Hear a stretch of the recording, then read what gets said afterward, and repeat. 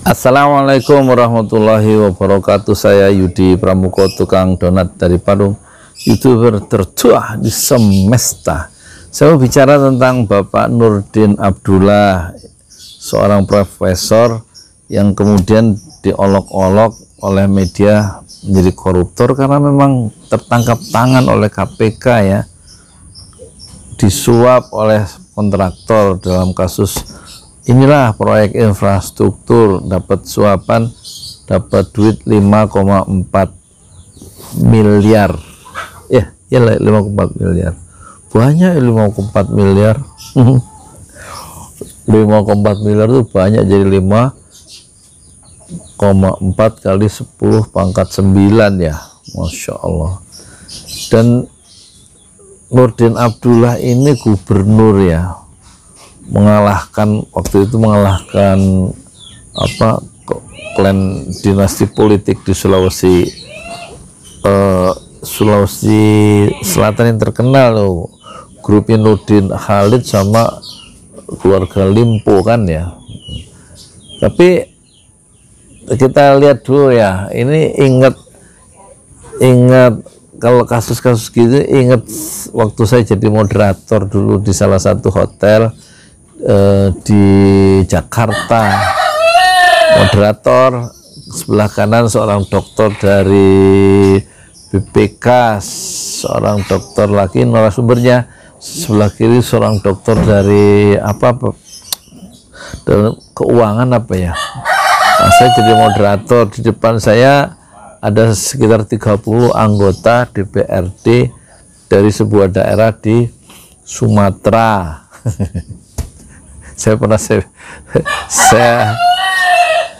saya dapat duit sebagai moderator itu, ngomong berapa, dapat duit 1 juta lah. Yang kiri kanan honornya 3 juta masing-masing. Nah, saya bilang waktu saya jadi moderator, masih jualan bubur ayam waktu itu, masih belum jualan donat. Jadi moderator, tukang bubur ayam jadi moderator. Ya berhenti dulu bubur ayamnya di Komplek Gria Branwir itu. Nah,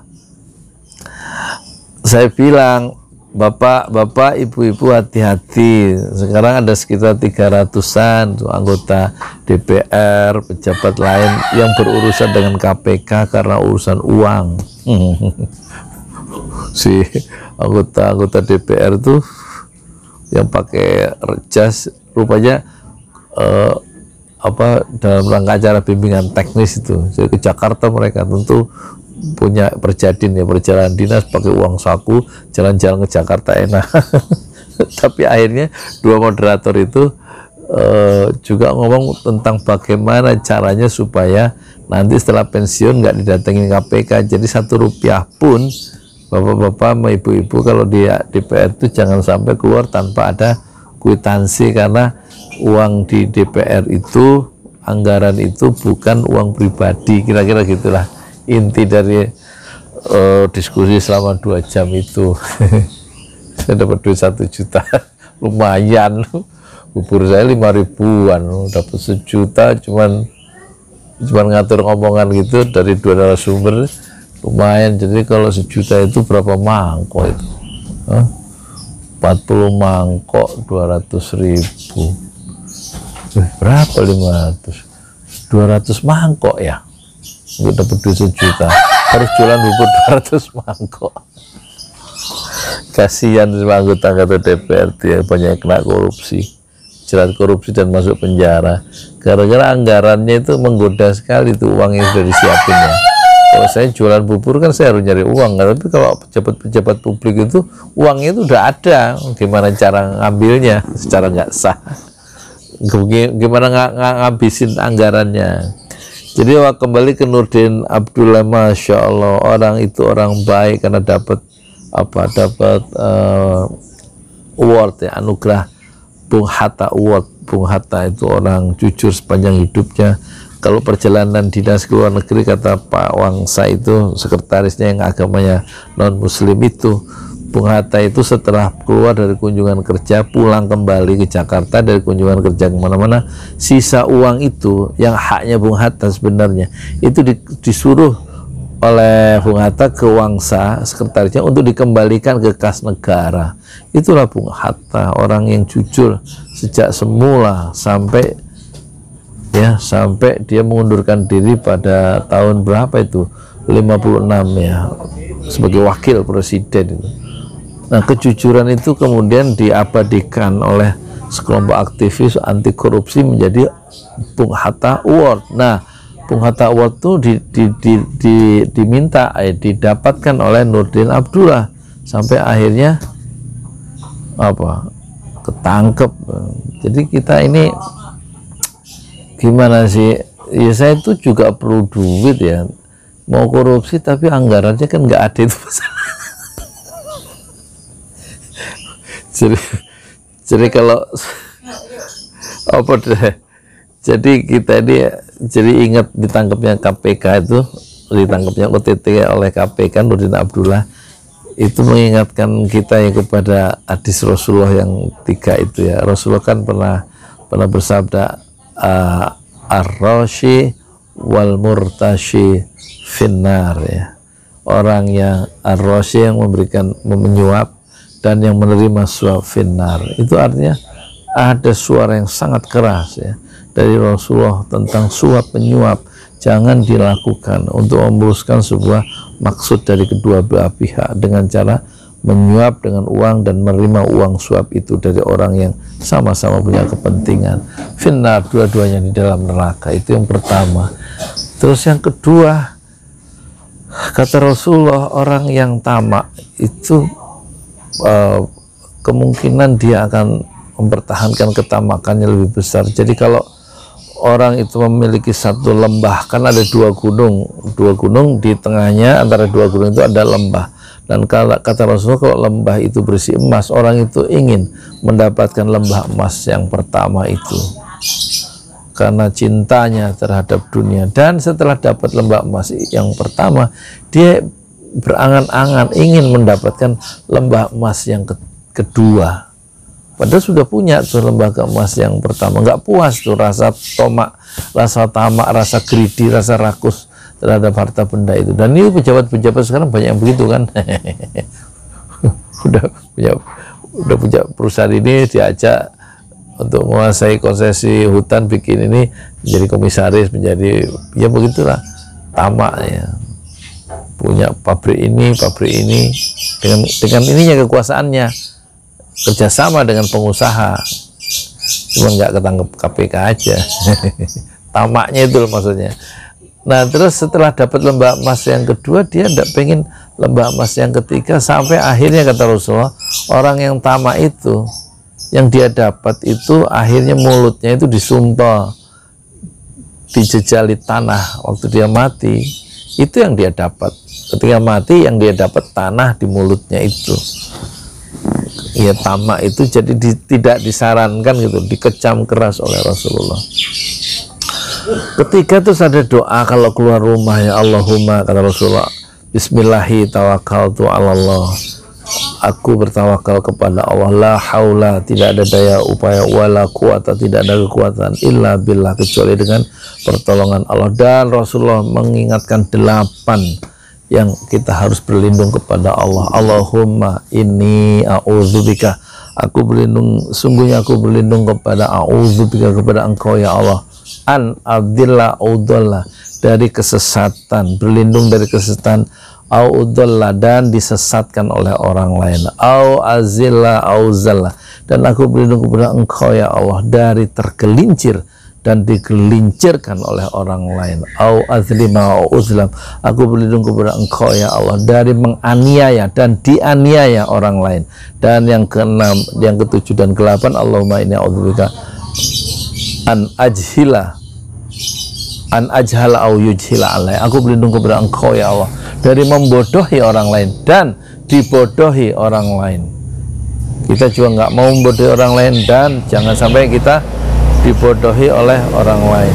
Jadi doa yang 8 ini, doa keluar rumah ini, jangan dianggap doa zikir, sholat itu adalah benteng yang membentengi kita dari kejahatan yang ada di dalam diri kita dan kejahatan yang akan menghantam diri kita. Makanya sering-seringlah sholat. Ista'inu bisobri wa sholat, minta tolonglah dari setiap masalah itu.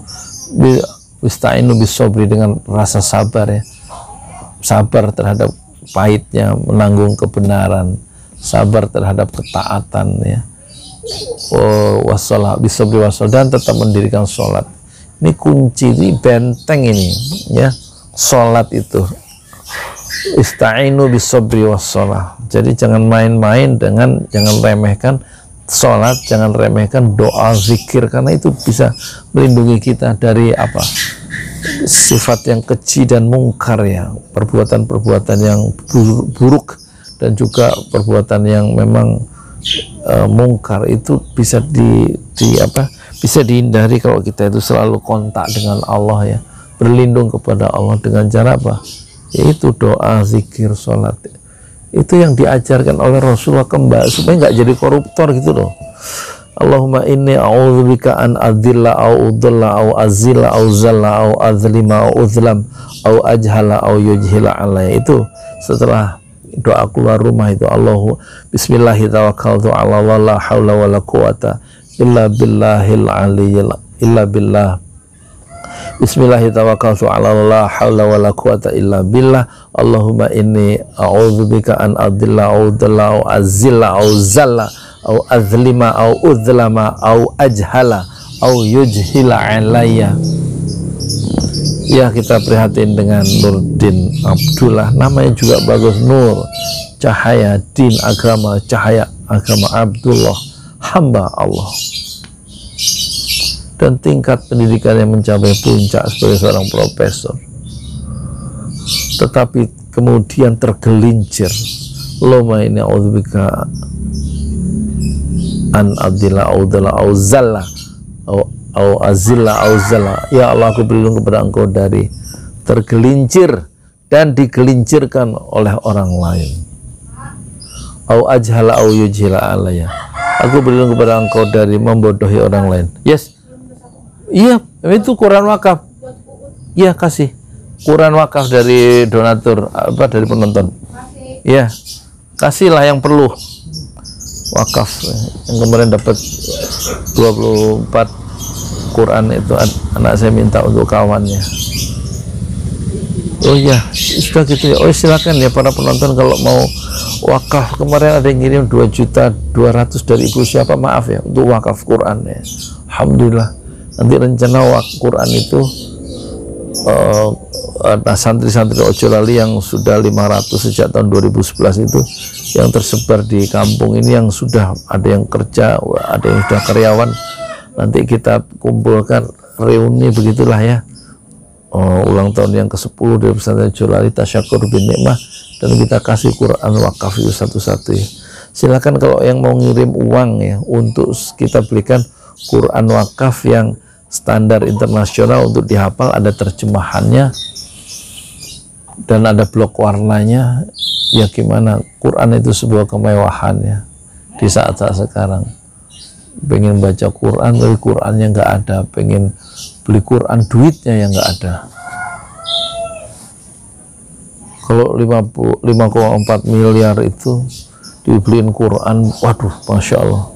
Doakanlah ya pesantren Ojo Lali itu bisa terlaksana. Terima kasih sebelumnya ke Bapak Parama Arta dan istri, kemarin sore datang ke sini ingin membantu ya,